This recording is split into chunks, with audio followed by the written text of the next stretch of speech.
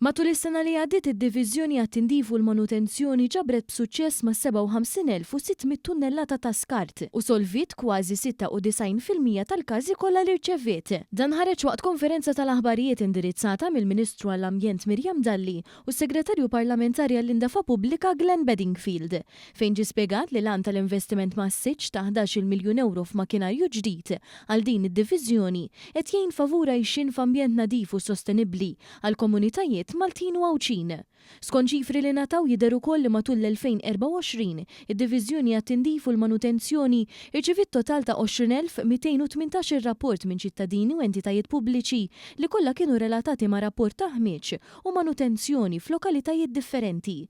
Fil-maġġoranza tagħhom dawn ir-rapporti waslu permezz tal-app tad-diviżjoni Clean and Upkeep. Fil-fatt din l-app tniżlet aktar minn 4,000 darba matul l-2024. Dan sforz ukoll il-kampanja ta' għarfien bil-karattru ta' xummiemu li ħalet l-impatt tagħha matul ix-xhur tas-sajf.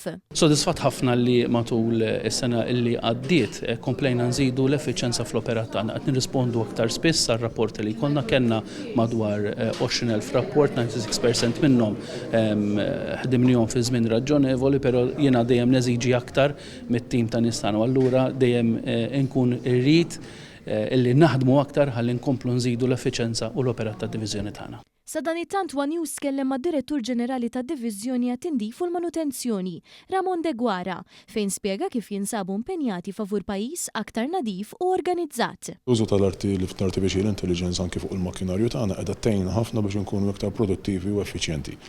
Bil-pjaċir ngħid li l-ħaddiema aċċettaw din il-bidla li hemm bżonn, il-bidla fl-operat tagħhom u aħna qegħdin nkomplu ninvestu sabiex il-ħaddiema tagħna intuhom l-aqwa għodda neċessarja li jew bħalissa fis-settur tal-indafa madwar id-dinja kollha prattikament.